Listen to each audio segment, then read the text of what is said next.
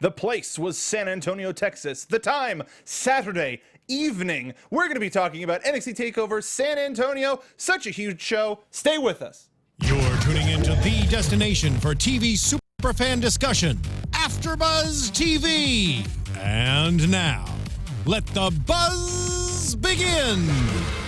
Hello, everybody, and welcome to the NXT Takeover San Antonio After Show right here on AfterBuzz TV. I'm one of your hosts, the internet's Mark B. Donica. You can find me on Twitter at Mark B. Donica. We're listening to the sultry sounds of one of the theme songs of NXT Takeover San Antonio. When I think of San Antonio, Texas, I think of this song. Me too. Mostly when I wake up with a terrible hangover. There's that too. Joining me as always is the NXT team. We got the one, the only Mr. One True Hobo. That True Hobo on the Twitter. Bill Handstock, also the one and only of him. Yeah, at Sundown Motel on the Twitter. This was a very textbook takeover. I absolutely... Textbook takeover. Yeah. Okay. A textbook text over. Precisely. That was weird. I forgot to turn on my audio because I'm a very good professional. Anyway, a good professional. That is to say that NXT takeovers have the track record of being spectacular, and there were some high hopes for this one, and I feel like it delivered. What did y'all think? I like that takeovers, NXT takeovers, they matter because there's something really definite that happens at takeovers. Not like most pay-per-views, I feel. Most pay-per-views, you crumple it up, you throw it away, it's just another one. This is a takeover. You gotta watch it. It delivered because there were some high stakes and some changes that really made a difference in how we're going to look at NXT as a whole going into WrestleMania. Yep. Yes.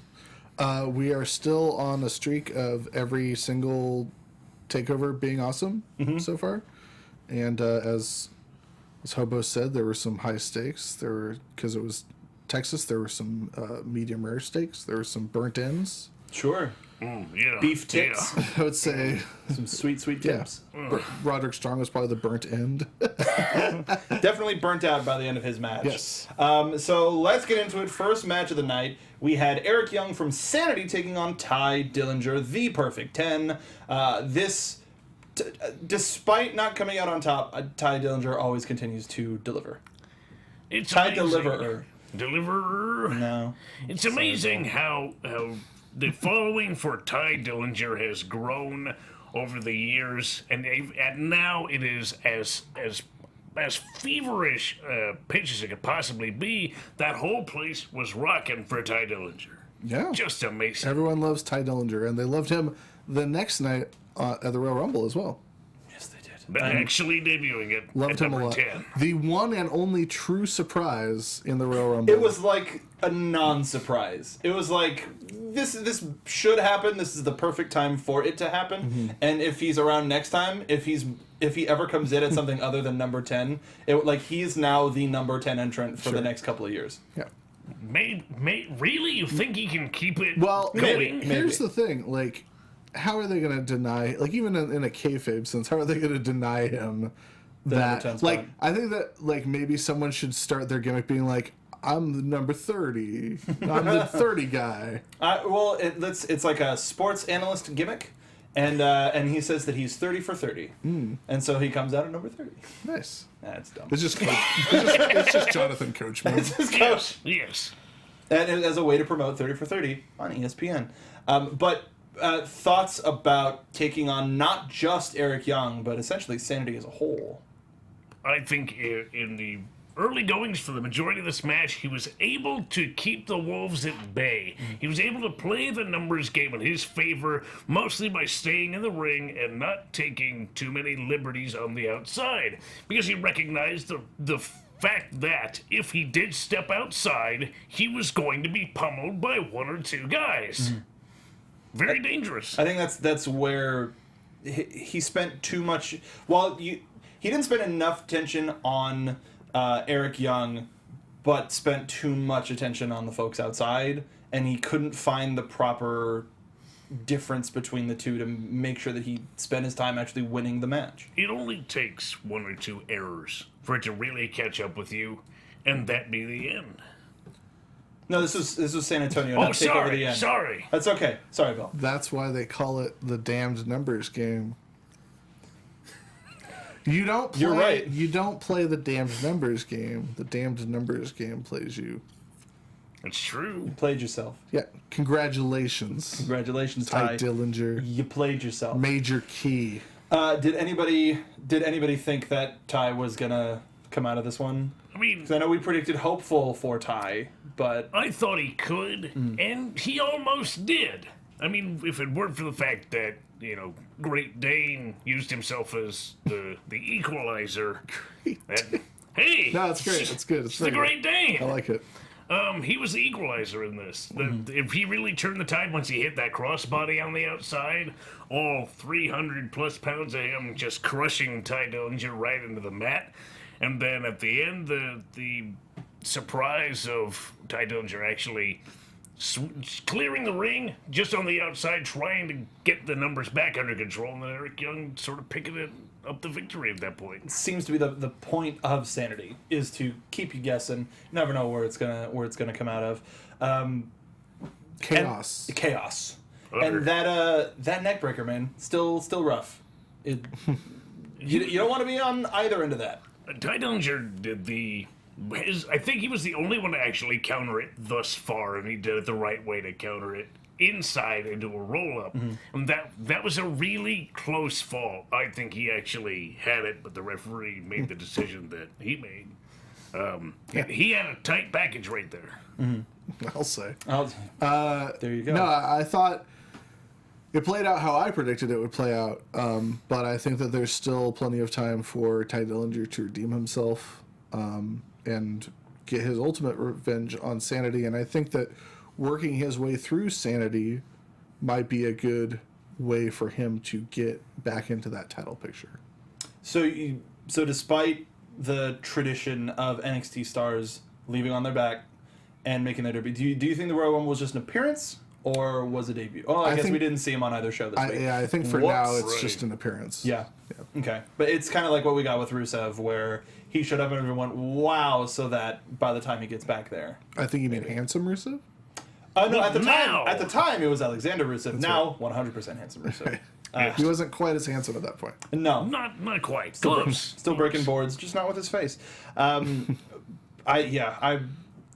Since this match, I have not been able to get Ty Dillinger's music out of my head. It just keeps going, and I just find myself doing that every once in a while, to the point where my wife's like, "What the hell are you doing?" It's like, "I'll just show you." Next match of the night, I honestly thought that this one would open, but Andrade Cien Almas versus Roderick Strong. I'm glad it didn't open. Yeah. I'll say that In much. hindsight, I am as well. It wasn't. I'd say it was a hot contest, but it wasn't the hottest contest. Well, this is the thing, is we've been talking about Almas making this progression to super bad guy, not appealing to the fans or anything, and it seemed like in this match he reverted back to right when he first started showing this new attitude. Like it was there for some of it, but not all of it. Yeah. Toward the end, he just seemed to abandon being a bad guy. I'm gonna show off now. I'm not gonna try and win this. I think my favorite part of the match was when he did the thigh slapping taunt, and to give it to the fans, he just slapped Roderick in the face. Right. Like he used it as a way of like sticking it to the fans for the audacity to get behind him. But that's not. I don't know if that But works. he did the thigh slap multiple times during the match, didn't he? Maybe that's just his. He did it right before he actually hit the knees. When he hit the knees, he actually did the rev up. Okay. But Well, maybe that's the only way he can get his legs to work. You ever think of that? Oh, maybe he had like a bit of a stretch. Maybe he's like one of those action figures where you have to squeeze the legs together for them to do like the cyclone punch. maybe he's got tight Yeah. quads. Yeah, he's got. Yeah. Gotta loosen it up, or he's gotta blow the whole thing out. Or he's got like Reebok pump technology in the His sides legs. of his legs. He's got like a load. He's got 2 loaded legs. Yeah. But he's just gotta knock them first, and then they load. Yeah. Let's see, Nice. like when the ref like checks him for gear for gimmicks or anything, he's actually pumping up his legs. And let me tell you what, those are the next legs Tyler Bates coming after. Give me legs. Give me legs, mate. Going through last week's show, and pulling like all of the Give Me a Leg stuff. I was just like, what the hell are we talking about? This is amazing. I love doing this show. So yeah, did how invested do you think the crowd was in this versus how much the folks at home were? Because this kind of came together, not necessarily at the last minute, but it took about 2 weeks, 3 weeks-ish to kind of be like, oh yeah, no, this is a match that's definitely happening. It seemed, it was good. It seemed a little lully. Yeah, I don't think the crowd didn't know what to do with Almas. That's how it seemed to me. Yeah. Because they were quiet when they maybe should have been making some version of noise. They don't know what to do necessarily because they can't boo him because he shows off too much, and they can't cheer him because he's neither hot nor cold. He's kind of lukewarm. Do you think that because there was that fan backlash to him when he was a good guy of sort of the Roman Reigns sort of thing where if people are like, I don't care for this guy, but I'm seeing too much of him boo. Like, do you think that the bookers, the people who are putting the matches together, the producers, they're relying too much on that fan reaction to carry Almas as opposed to actual heelish? I would agree with that if he wasn't starting to change a little bit more. No, I'm saying like he is changing. Yeah. But do you think that he's not going as far with it as he should because they're relying on a combination of his somewhat heel man, like, oh, you can still do the flashy stuff because they don't like you anyway, just as a person?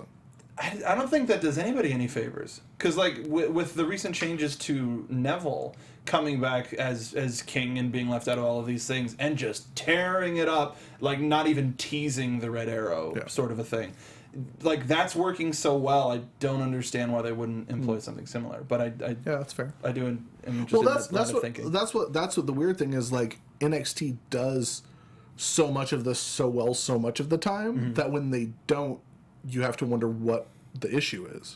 And this is still a training ground. This is still a testing ground of a lot of things. And even when we do eventually see Andrade Almas on the main roster, it may be a completely different version of him. And I didn't even understand his gear this time.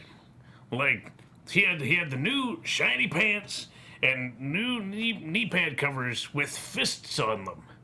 Why does he have fists on his knee pads? Confusion. It's working! It's like a t-shirt that I saw once that said hat.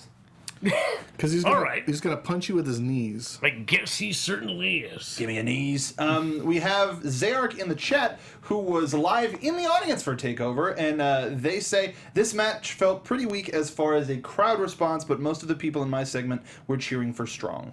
This was, I will say, the best showing for Roderick Strong on WWE television thus far. It really sort of showed the versatility of Roderick Strong. He is both power and precision and strikes and holds. He's kind of the whole package. I just wish he were a little more interesting. But he's very skilled in that ring, and you can't take that away from him. He's the best. Like, he's your favorite flavor of Dannon yogurt. He's like, like if you like. You know, you crack open that, like, you go in the fridge, you crack, oh, my favorite Dannon's in there, and you crack it open, you're like, this is tasty. But if you're, like, in the aisle where the Dannon is, and, like, everything else is, like, Ben & Jerry's and, like, Klondike bars and stuff, you're like, yeah. Or like Oikos. I'm going to get yogurt next week. Screw being healthy. That's an interesting way to put it. That's an interesting way to put it. That's actually the perfect way to put it. Because the only thing NXT stocks is awesome ice cream. Even like that's all they stock. Even like some of the like, fish food. Oh, Cherry Garcia. Oh, dang, Funky Monkey. Oh, nice. How'd this Dannon get? Did you put Dannon in my cart? I mean, I'll eat it, but who bought Dannon? Who bought the Gogurt? Shout out to Roderick Gogurt Strong. Hey, you leave it in the freezer too long. Gogurt helps build strong bones.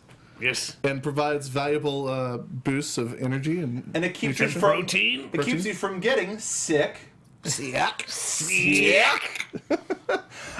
So this match was fun. It was fine. It was But good. he does, It's all right. man, yeah. He does all these backbreakers and then his finisher's a kick. Yeah. Oh, that hurts Like my he did, head. like he did the I drop just noticed that. backbreaker onto the Onto top, the top turnbuckle. Hey, it's hard to stand up after somebody kicks you when your back doesn't work anymore. It's fair. Maybe you have something You there. can't kick out. Like, oh, my back hurts. That's smart. Yeah. Our first title match of the evening is the NXT Tag Team Championships, which was hashtag DIY versus the Authors of Pain. Now, going into it, you can't help but make it akin to all of the amazing tag team matches that we've gotten over the past. You can't go, how can this match compare with these two huge brawler destroyer types? And it was a completely different type of match that I think succeeded so well. I really like this match. What did y'all think? Before we get into this match, I just really want to quickly say how super happy I am that Revival won Tag Team of the Year. Yes. And that the 2 out of 3 Falls match won Match of the Year over Zayn Nakamura. Just super elated. Couldn't be happier about that. But Yeah, this match friggin' ruled. This was awesome. I expected it to be good. It blew me away. Like, DIY is right on Revival's level right now. They're amazing. They learn from the best. Authors of Pain showed that they can totally hang, and DIY showed that they can.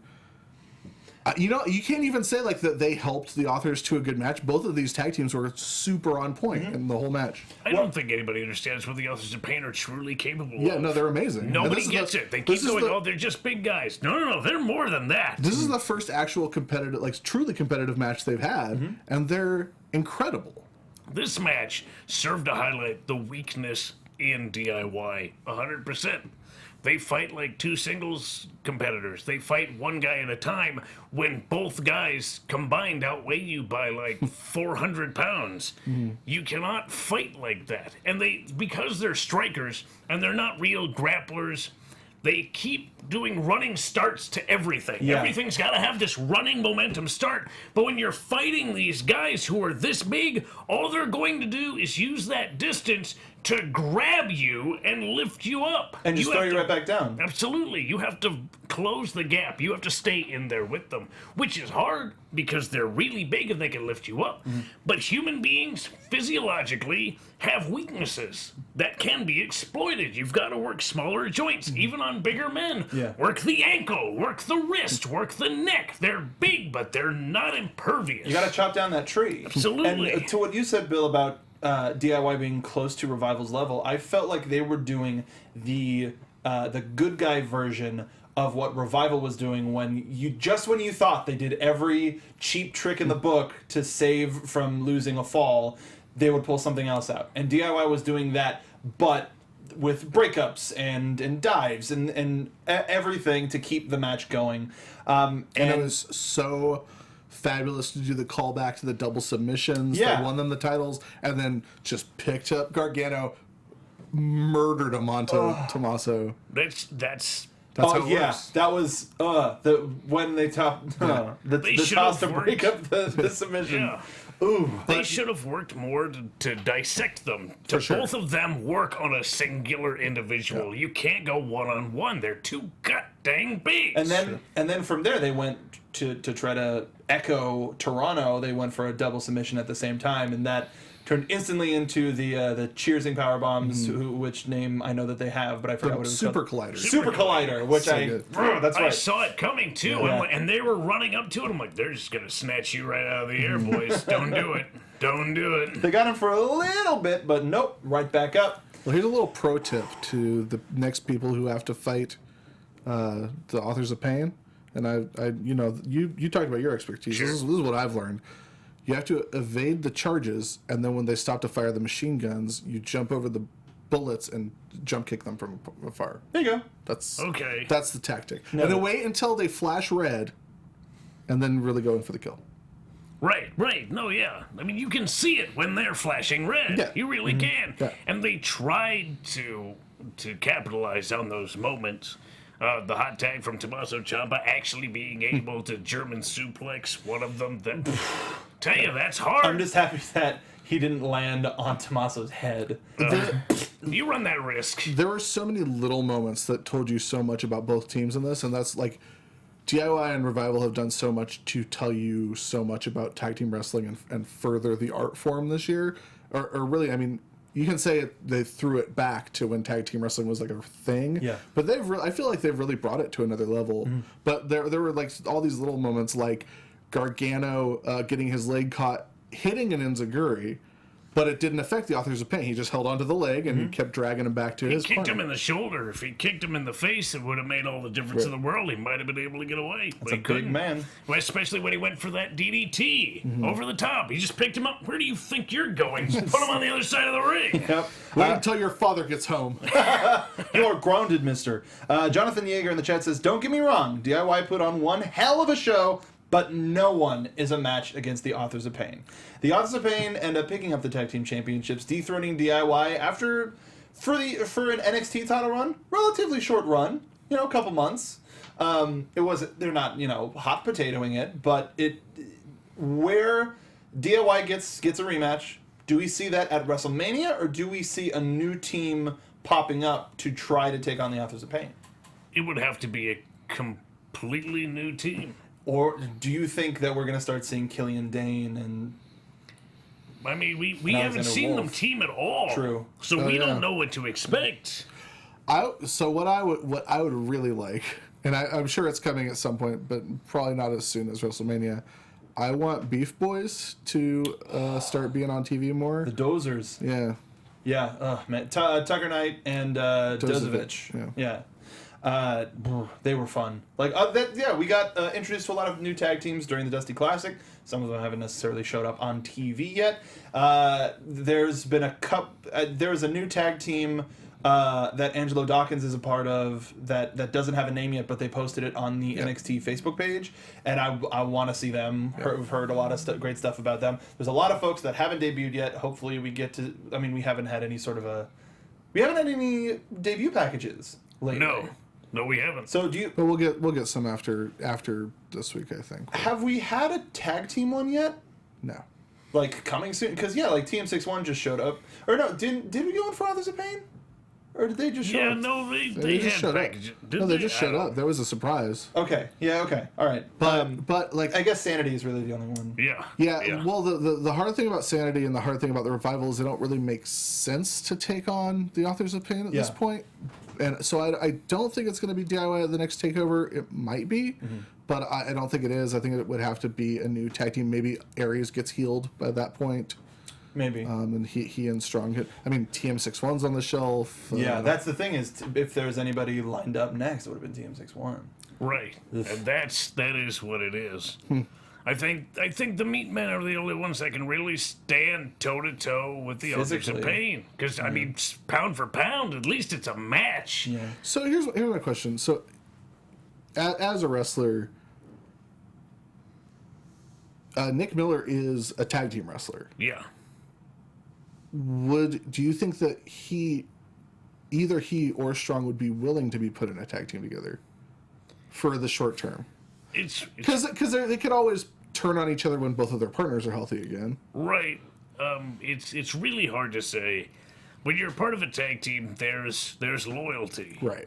That's what I was wondering. So we can't see the conversations that are taking place between Nick and Shane. I imagine a good partner would go, okay, go and team with somebody else, but a good healthy partner would also go, I'm not going to team with anybody else until you're ready. Sure. So it's not up to us, and if it was really up to anybody, I think they should put that on television. That's dramatic television right there. Yeah, for sure. But just as far as like the reality of the situation, is there a worry as from Nick Miller's point of view, do you think that there's a worry that, oh crap, I am strictly a tag team wrestler as far as my role in the company is concerned, and my partner's on the shelf for 9 months? What does that mean for me? I would say do as many exhibitions as you can. Don't necessarily go and team with somebody else, but do not let yourself sit on the shelf and get rusty. Yeah. You've got to go out there and you've got to continue to wrestle and make headway and make a name for yourself so that when your partner is back, you both might be able to trade on the success that you've had singularly.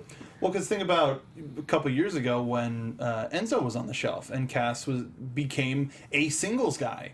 Like, when I started watching NXT, I just saw his injured friend Enzo. And then when Enzo came back, I was like, oh, that makes total sense.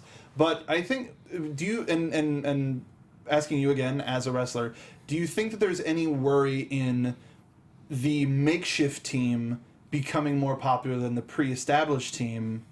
Because, like, what if Roddy and who's on the shelf? Is Miller's on the... Shane's bum leg. Shane. Thorne. So Miller and Strong, being off the shelf because their tag team partners are on the shelf. Right. Whatever. Take that idea. Still in just play. Put my check in the mail. But do you think that is a legitimate worry that tag team could be more popular than TM61 was or whatever? Like, and this is just hypothetical. I don't think Right. that it can happen. I mean, but I think there's always the fear that you might be the partner that's been left behind. If you're injured and your partner goes on to have great success with another partner, there is the possibility that you might be eclipsed. So that fear is always really there, but you try not to think about it. Regardless, amazing performance by DIY and the Office of Pain here. We have new NXT Tag Team Champions, and I'm excited to see we're about ready for another tag team reset. We had Revival teasing everybody on Twitter during SmackDown last night. Really? Yeah, because American Alpha came out and said, open challenge, and people were just running down, and Scott was like, see you soon, Blue, or like stuff like that, and everyone, it's like, too easy. Like, so it was so good. I almost fell for it. I was like, this would be amazing if they just came in and cleared everybody out, won titles at Elimination Chamber, whatever. But, it'll be interesting. Zarek said their tag team names could be Off the Shelf or Borrowed Time. Borrowed time. Damn. The clock is ticking. The Ticking Clock is their finishing name. But Berserker. excited to see where the tag team division goes. Moving on to our fatal four-way women, did the interruption happen here? Interruption. The takeover by Seth Rollins. Yes. I mean, it's not was necessarily at NXT. some point. It's not necessarily. I think it was here. It's not necessarily Definitely happened. It's not necessarily NXT news, but Seth Rollins bursted out to everybody's surprise. Well, he took over. Yeah, he's like, "This is called Takeover, isn't it?" And then Taken over. or he came out with Nova and Meanie. Yes. And took over the show, called out Triple H. Security came and grabbed him, ran him to the back, just furthering that storyline. I like how they're utilizing Triple H's entire spectrum of his character and person and job. It was very black and white there for a long time. What I did these like reality things are like so amusing to me because it's like Seth Rollins is like, I know you're here, I know you're in the back. And it's like he knows he knows the one place that Triple H is definitely gonna be is at Takeover, but they're not letting Seth Rollins in the back. No. Like he's just show up and they're like, you're not booked. You can't hang out in We're Gorilla. on a tight ship here. You see how many people are back here in Gorilla. You can't just hang out. It's everyone who's booked for the show. It's Samoa Joe, it's William Regal, Norman Smiley, like 8 other people who might get signed at some point, but not you. Absolutely. Not There's you, such former limited, WWE World now Heavyweight step Champion. aside, Wale needs to get in. there's such limited space in wrestling locker rooms. Yeah, No, You it's- just can't just give up butts an to inch. nuts in there. Absolutely. Blue Malone takes up most of the space. That's another tag team name for Butts to nuts. Miller and Strong. Butts to nuts. All right. Okay. Wow. We should do a shirt that's like the boots to asses shirt. Butts to nuts. Done. That one's easy. We can do that one. I'm still trying to figure out give me your legs, but so Are you ready to give me your legs? so really quickly, just so everybody knows, we are doing 2 shows today. We're gonna do some of the news stuff that happened as a part of Takeover as a part of the news on the regular show because we got to watch the show live. We got 2 more matches to talk about. Yeah, so Right. the NXT awards, the commentary switch up, etc. We'll talk about on the other show. Switch up. Interesting. So yeah, let's go to the Fatal 4-Way match for the NXT Women's Championship. We got Nikki Cross, Billie Kay, Peyton Royce. Still surprised that they're coming out together. And Asuka. I liked this match, but I felt like it didn't live up to the potential that it could have been. I thought it was exactly what it should have been. Yeah. This was a calculated effort by 2 individuals to overcome the 2 stronger individuals in the match. This was exactly their playbook. And they played the match exactly like they should, except they underestimated the power of one of the individuals. So they eliminated a variable, a very strong variable in Nikki Cross, but Asuka is way stronger than they know how to cope with. Yeah, they should. If they kept her around, it could have formulated. Even though the past couple of weeks haven't been indicative of it, they could have formed a 3-on-1 front to at least take out Asuka. That's what I figured the smarter strategy would be to take out Asuka and then go after Nikki Cross. Yeah. I thought I liked this match a lot, and I thought that it did a really good job. I thought it did a lot for Nikki Cross because it showed like she's the true unpredictable factor in this match. So we have to take her out because she's the biggest. Like I felt like it showed that Billie Kay and Peyton Royce thought Nikki Cross was a bigger threat than Asuka to them Because they don't know her. And the only thing I did not like about the match was, given how adamant Billie Kay and Peyton Royce had been about being on the same page, and they were on the same page for the entire match, it doesn't really make sense that one wouldn't lay down for the other. And especially when they got together in the ring after Asuka kicked out of their finisher, they like held hands and Peyton was like, I trust you. I thought like that's the perfect spot to like, okay, now I'm going to take the pin for you. But they didn't do that. They just went for another move. Yeah, I don't blame them. Yeah. I understand the logic behind that. You can never underestimate ego, ever. Because that would mean that one of the 2 is dominant. And they've set a great pace of coming out to each other's music and showing that they were both equal to each other and that not one of them was dominant. Yeah. So if they did want to lay down one for the other, there would have been a fight. Because they're equals. No one is subservient in that twosome. And it's not time to show that discord. Absolutely. Okay. Yeah, and I think this match accomplished a lot for all of these women. Sure. It showed the unpredictability and how dangerous Nikki Cross truly is. They had to kill her to And eliminate her. how scared Billie Kay and Peyton Royce were to just be in the same ring with those 2 exploding forces of just terror and kill. Nikki Cross is like the female mankind now. Grabbing at her like OG scalp Brown and just- Mankind. Yes. Yeah. Like, and she did like some even mannerisms that were very close to that. I went, whoa, she's really crazy. Yeah, pushing it. Yeah. So, yo, you gotta chill? No. She didn't even wear makeup. No. Like, barely any. She looked like hell. I'd be scared to fight her. Yeah, I think anybody would be scared to fight her at this point. The fact that it took a table to take her out.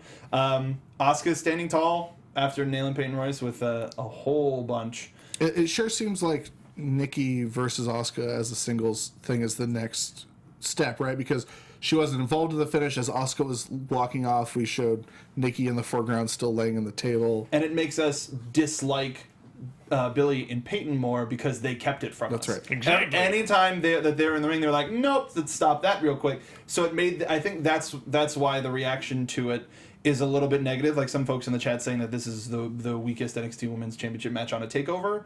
No. Cerebral. But liked it did a lot in the background. It did a lot of setup. It did a lot of this. So the fact that it wasn't action packed and like all 4 were just hitting each other I at the thought it same was time. super action packed. Like when Nikki was just going crazy trying to dive off at everything she could climb onto. Yeah. Like I think people didn't get what they wanted, Mm-hmm. and this is their reaction to maybe not getting everything they wanted. But let me tell you, this is what needed to happen. This is what needed to happen. This is exactly what had to happen. Yeah. do you think that we move on to Asuka dealing with Nikki Cross and perhaps Ember Moon next, or do you think that the Australians are going to continue to stick around for a little while? Because Asuka pretty definitively, like, she kicked Peyton Royce's hair out of her head. Yes. Yeah. No, yeah. She kicked her head. Yeah. I think this would take the Australians out of it for a little bit, and Ember Moon starts to help Asuka out a little bit because she respects her, and then Asuka might like kick her in the face like Nikki Cross did to her. I think if Ember Moon was able to defeat the Australians clean, then that would put the Australians really on the back burner. But because there are two of them, you could say that the one who wasn't pinned still has a dog in the fight for the championship. Mm-hmm. But if Ember Moon were to come in, the streak that she's been on, and beat them both, or at least the other one that was not pinned, because I can't remember which of them was pinned in this match. It was Peyton Royce. Was it Peyton? It was Peyton. Okay. And Ember Moon does have doesn't she have a victory over Billy? Wasn't that her debut? I don't recall. Okay. But if she were able to beat Billy, that would put her above both of them, and then put her in line to fight Nikki Cross. Because there's an official ranking. Right. And then you have the setup. Well, I mean, I'm just keeping tally of wins and losses No, here. no. I just think it's exciting, all the possibilities that are coming up. Because once Asuka finally really... I think Asuka should probably be on the main roster at some point this year, like maybe right after WrestleMania. Maybe. I think that she could do a lot of good on the main roster and be like a real force to be reckoned with on either show. But I think that there's so much... Like, I think that after you get through Nikki Cross, after you get through Ember Moon, then Daria Baronato's lurking. Daria, Mandy Rose, Aaliyah. Yeah. No, Yeah. the women's like there was a little while there in like middle of last year where they just took so many people like after the draft when we lost Alexa and Nia Jax and Carmella, you're just like, wow, who's left? And it took a little while to get back to this point where we have such a fruitful women's roster on NXT, but it's working out. A lot of seeds have been planted, and they're about to sprout some fruit. Yeah. Yep. All right. Yeah. Thank you. With that, we go to our main event. Shinsuke Nakamura versus Bobby Roode for the NXT Championship. What I was it was hard for this to be their first meeting, and I guess they can't just blow the roof off the place first. But the entrances were pretty great. I loved Shinsuke's. Shinsuke's was awesome. The strobe car. Yeah. Yeah. All about it. But Bobby Roode. I expected more from Bobby Roode's, but I did think it was hilarious and perfectly in keeping with Bobby Roode's character to be like, pretty ladies dressed like me. Yes. Aren't they lucky to be here with me and dressed as fantastically as I am? Like, I'm the prettiest girl. the only That's way right. it could have been better is if he asked them to cut the music and then have all the fat, lazy slobs pay attention as he shows them what a real man looks like. He is like the perfect cut between Rick Rude and Ric Flair. Yeah. Like right in between. I thought you were going to say the perfect cut between Rick Rude and Bobby Eaton. Bobby Roode. Boo. That was good. But Bobby Roode flanked by ladies, and we've expunged all of the violin players that we could get for Shinsuke Nakamura, so he gets The strobe cart. a sweet strobe cart. Yes. I heard a rumor that they were going to use the same cart for the Royal Rumble to get the big guys down to the ring faster, but it was just way too intense. This match was perfect to show what Bobby Roode is in contrast to Samoa Joe, because Samoa Joe is the physical opposition to Shinsuke Nakamura, and Bobby Roode is the intelligence opposition to Shinsuke Nakamura. Bobby Roode's strength in this match was hanging around long enough by hook or by crook to allow Shinsuke Nakamura to defeat himself. Yes. You really wonder when you look at Shinsuke Nakamura, you go, how much of this is a plan and how much of this is just a guy who's so infatuated with his own legend that he just does whatever he wants. And we really got to see him screw himself. He went devil may care and took liberties and chances with himself that did not pay off as well as he thought they were going to, and as a result, it resulted in him losing. And you also saw Shinsuke Nakamura finally run up against someone who it's impossible to play mind games with. Because Bobby Roode is the master of mind games. You cannot get inside Bobby Roode's head because no one thinks more of Bobby Roode than Bobby Roode. And he is confident that no one's ever going to get one over on him. Yeah. I mean, he sort of bought in toward the end, and that ended up being close to his undoing. Mm-hmm. But for the majority, he laid back and played a very smart game and didn't give Shinsuke much room. He smothered him. Mm-hmm. And like I said with the DIY match, they need that distance. Strikers need that distance to build up the momentum to do a hit that causes enough damage. Especially Shinsuke with his long limbs. Exactly, and Bobby just didn't let that happen. He was just on him like a bad smell. We did see this. We saw a version of this match in where were we? Bakersfield. Bakersfield. yeah. I was gonna say Riverside, but that's Bakertown. close. Baker's Square. Beanerton. Baker Oh, Baker Square. Baker Square. What? Beakerton. Oh. Yeah. Bakerton. I'm just coming up with weird names. But yeah, we saw a version of this match there, and it was a lot more fun because it was non-televised. But and funnily enough, they're going back to that venue Really? for a WWE show. Do that. No, but I was as we've been talking about for years. There was a certain instance that we saw between Enzo Amore and Colin Cassidy and the Revival that we saw at a live show that we were just like, that's amazing, do that, but that has remained a live show thing only. And we saw something here that I was like, I would love to see that on TV. I think the crowd would eat that up, but that seems to be like an only live event thing. And I don't think the title was on the line for the match that we saw. I thought it was. Was it? I'm pretty sure. I don't know. But it's what I'd say. Titles can change in Bakersfield. I mean, they could.